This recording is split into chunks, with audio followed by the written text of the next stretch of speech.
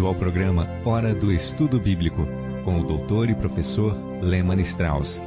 Este estudo é o resultado do tempo pessoal com o Senhor, da experiência de ministério pastoral e das conferências bíblicas do Dr. Lehmann Strauss, que nos instrui e encoraja com o ensino da Palavra de Deus. Agora com você, Hora do Estudo Bíblico, na apresentação de Aurélio Campos. Seja bem-vindo a mais um programa Hora de Estudo Bíblico. Agradecemos a Deus por mais uma oportunidade de servir e ser uma bênção para os outros. Abra sua Bíblia em Romanos, capítulo 4. Hoje vamos continuar com o versículo 15. Romanos 4, versículo 15. A maravilhosa doutrina da justificação vem à luz nas páginas da Palavra de Deus de uma forma muito clara. Eu espero que seja uma bênção para você, da mesma forma que tem sido uma bênção para mim. Romanos 4,15. Mas antes de começarmos, vamos orar. Querido Pai, nós te agradecemos por teu grande amor e misericórdia, que estão presentes em nossas vidas dia a dia. Obrigado, Senhor, por mais este dia que o Senhor nos concede. Te pedimos, ó Deus, que outras pessoas possam ver em nós a alegria do Senhor Jesus. Obrigado por tua palavra, que o Senhor fale aos nossos corações através do seu estudo. Ó Deus, se alguém está ouvindo esse programa e não te conhece, te pedimos que ao ouvir a tua palavra, o Espírito Santo possa agir e que ele possa conhecer a Cristo como Salvador. Nós oramos em nome de Jesus. Amém. Muito bem, estamos tratando sobre o maravilhoso tema da justificação pela fé e o problema que Paulo encontrou com os judeus e a base do mesmo. Paulo prossegue, guiado pelo Espírito Santo, explicando como o homem é justificado por Deus. Mesmo isso sendo um problema para o judeu, Paulo vai lidar com os judeus à luz da circuncisão e da lei. Creio que podemos concordar que o protestantismo difere muito pouco do judaísmo ou do islamismo. Tanto o judaísmo como o protestantismo reconhecem que Deus requer que pratiquemos a justiça e misericórdia, como diz em Miqueias 6:8. Os muçulmanos têm um propósito, um compromisso total com Deus. Esse é o objetivo do muçulmano. Eles creem sinceramente que esse é o objetivo de todo aquele que crê. Mateus 5:48, 1 Coríntios 10:31. Mas uma dessas nossas diferenças é que, como cristãos, devemos descansar e confiar na autoridade das Escrituras para descobrir a verdade de Deus e sua vontade. É por isso que devemos nos apegar firmemente ao que a Bíblia ensina. Eu sei que há pessoas que dizem que se você é sincero, não importa o que você crê. Eu sinto muito, mas você pode ser sincero e estar sinceramente errado. E Paulo aqui está procurando ensinar a verdade da justificação pela fé, independentemente da lei e independentemente de qualquer ato de obediência por parte do indivíduo. Depois Paulo acrescenta no versículo 15 de Romanos 4, porque a lei opera a ira, porque onde não há lei também não há transgressão. Em outras palavras, a lei declara culpado aquele que não a cumpriu. Ela o traz sob condenação e dessa maneira o torna objeto da ira de Deus. O efeito da lei não é a isenção, mas o juízo. A lei não concede a vida, mas impõe a morte. Porque todos os que estão debaixo da lei estão debaixo da maldição. Isso ressalta que a lei não justifica, porque a lei deve condenar aqueles que não são perfeitos, pois a lei exige obediência perfeita, então você deve condenar a todos. A função da lei é o castigo, e o pecador tem apenas um recurso: descansar sobre as promessas de Deus e sua graça. Não é isso que Paulo está ensinando no versículo 15? Eu creio que sim. Porque a lei opera a ira, porque onde não há lei também não há transgressão. O argumento de Paulo no versículo 15 é simplesmente que Abraão não foi justificado pela lei, porque a lei tornaria nula a promessa de Deus a Abraão, e a lei traz a ira. A lei não traz bênção, porque quando você quebra a lei, você fica sob a pena da lei. E eu creio que isso é o que o versículo 15 nos mostra. O Dr. Jones, em seu comentário do versículo 15, diz algumas coisas bem interessantes. Ele diz que essa frase, a lei opera a ira, é muito importante. Paulo disse que a lei produz ira, e a ira é o oposto da promessa de bênção. A ira significa castigo. A promessa oferece uma herança, oferece vida, alegria e paz, oferece salvação.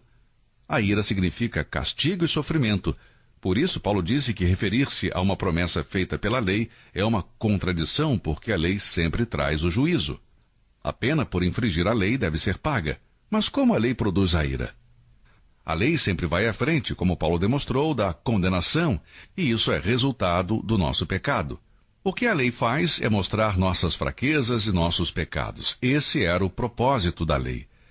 Deus não deu a lei para que o homem seja salvo por ela. O objetivo da lei era mostrar a natureza pecaminosa, para que você possa ver como o pecado é feio. As pessoas não entendiam bem o pecado e ainda não entendem. Então Deus decidiu definir o pecado e fez isso através da lei.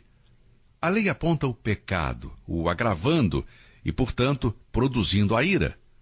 Porque a lei opera a ira, onde não há lei, não há transgressão. Agora veja o versículo 16, novamente em Romanos 4, versículo 16. Portanto, é pela fé, para que seja segundo a graça, a fim de que a promessa seja firme a toda a posteridade, não somente a que é da lei, mas também a que é da fé que teve Abraão, o qual é pai de todos nós. Este versículo é um pouco repetitivo, mas eu creio que, mais do que tudo, é uma conclusão e não uma mera repetição. Refere-se à promessa, à salvação, e a conclusão é de que a salvação é pela fé, para que seja pela graça. Estas condições para a salvação foram dadas por Deus e para o bem dos pecadores. Veja o versículo 16, a fim de que a promessa seja firme a toda a posteridade. Se o pecador busca a salvação através da realização de obras, permanece na incerteza e na insegurança. Mas se olhar Deus e pela fé no que o Pai realizou em Cristo, então o pecador arrependido pode ter certeza que recebeu a justiça de Deus, da mesma forma que Abraão. Todos os que recebem o Filho de Deus como seu Salvador e Senhor são herdeiros agora como Abraão na justificação e também herdeiros do mundo no milênio. Abraão é o nosso pai espiritual, dos judeus que creem e dos gentios que creem. Observe aqui mais uma vez o versículo 16. Portanto, é pela fé, para que seja segundo a graça, a fim de que a promessa seja firme. Seja segura, seja válida. Você pode contar com isso e nada pode invalidar a promessa de Deus quando você tem fé. Você crê verdadeiramente em Cristo?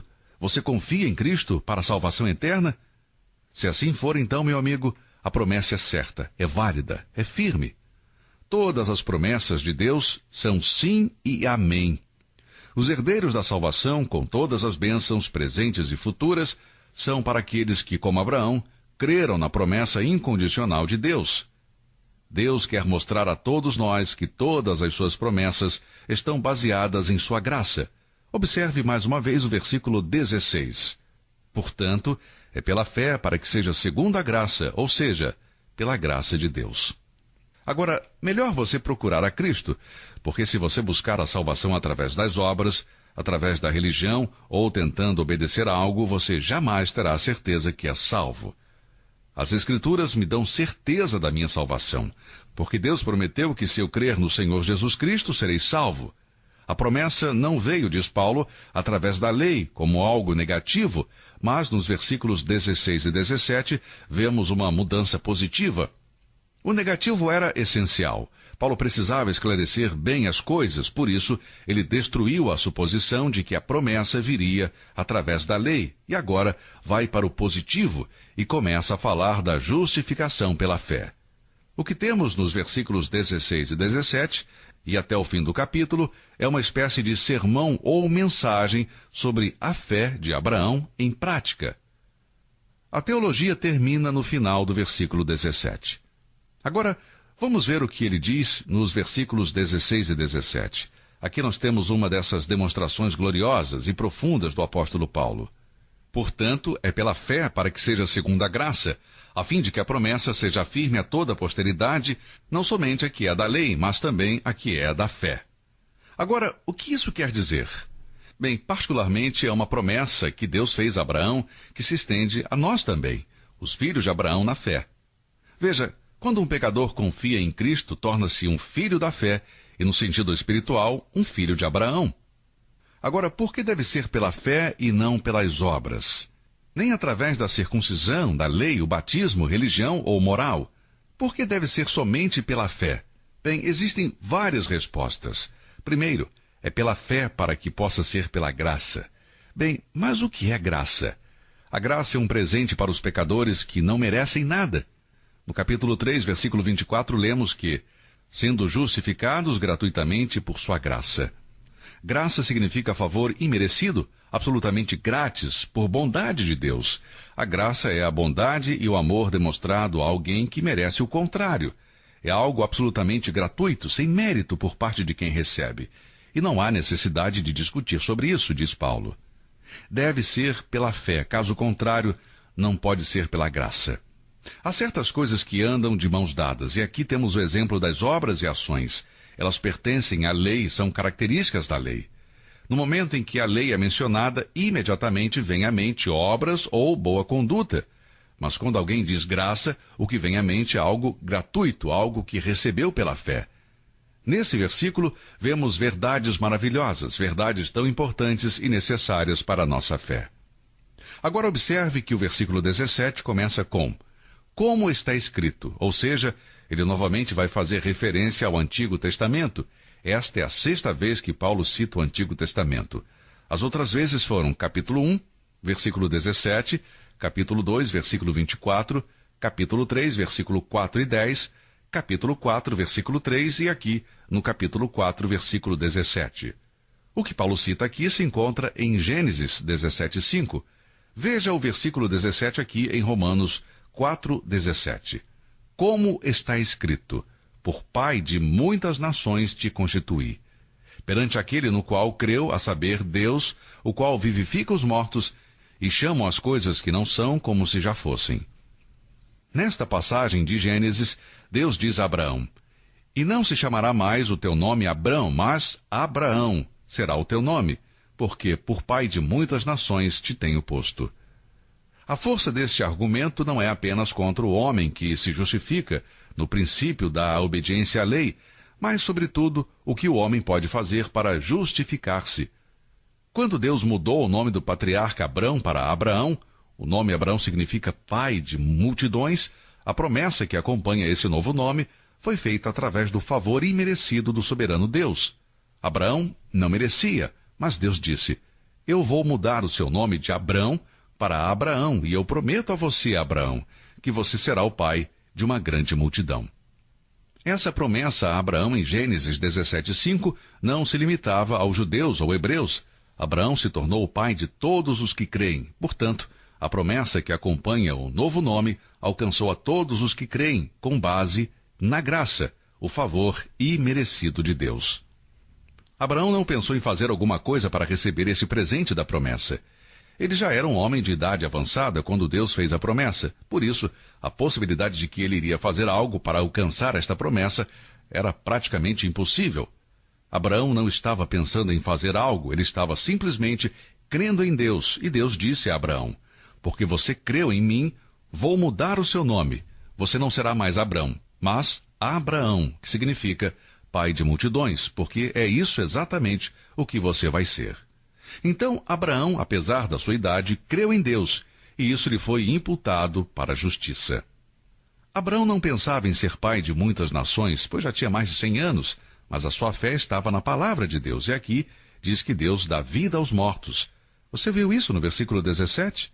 Como está escrito, por pai de muitas nações te constituí, perante aquele no qual creu, a saber, Deus, o qual vivifica os mortos e chama as coisas que não são como se já fossem. Abraão, em relação a ser pai, estava morto. Não tinha mais capacidade para procriar. Mas Abraão creu em Deus, que é capaz de dar vida aos mortos. Somente Abraão podia olhar para o futuro com a certeza de que seria uma grande nação. Deus poderia superar qualquer obstáculo, qualquer barreira física e fazer existir o que não existia mais. Deus simplesmente fez a promessa a Abraão e Abraão creu, apesar dos obstáculos. Havia um obstáculo. A justificação é concedida independentemente de obediência, independentemente de ordenanças e apesar dos obstáculos. Os corpos de Abraão e Sara estavam mortos fisicamente em relação à capacidade de reproduzir. Mas lemos na Bíblia que para Deus todas as coisas são possíveis. Agora, se Abraão já tinha perdido toda a esperança na promessa que Deus fez de que ele seria pai, sua esperança foi reavivada em resposta à sua fé inabalável. Veja, Deus dá vida aos mortos e chama as coisas que não são como se já fossem. É Deus que dá vida aos mortos, e foi neste Deus que Abraão creu. Que bênção foi para Abraão crer em Deus, e que bênção é para você e para mim quando cremos na sua palavra. João 5,24 diz: na verdade vos digo que quem ouve a minha palavra e crê naquele que me enviou, tem a vida eterna, e não entrará em condenação, mas passou da morte para a vida. Em Efésios 2:1, Paulo diz: e vos vivificou, estando vós mortos em ofensas e pecados. Sim, Deus pode dar vida aos espiritualmente mortos. E um dia Deus vai dar vida para os corpos daqueles que estão mortos, da mesma forma que ele ressuscitou Cristo dentre os mortos. Esse é o Deus que Abraão creu. E Deus imputou a sua justiça em troca dessa fé. E você? Deus já imputou justiça na sua conta? Você já confiou nele? Sua esperança está depositada nas promessas de Deus? Você crê em sua palavra? Eu espero que sim. Espero que, assim como Abraão, você também confie no Senhor Jesus para ter a vida eterna. Bem, o nosso tempo acabou por hoje. Por isso vamos continuar, começando com o versículo 18, em nosso próximo programa. Muito obrigado por ouvir a mensagem de hoje. Que Deus o abençoe e até lá. Você ouviu Hora do Estudo Bíblico com o professor e doutor Lehmann Strauss, na apresentação de Aurélio Campos. Se você deseja ouvir novamente esta mensagem, visite a nossa página na internet www.bbnradio.org. Fica o convite para você nos acompanhar amanhã, neste mesmo horário, aqui na BBN. Hora do Estudo Bíblico é uma produção da BBN.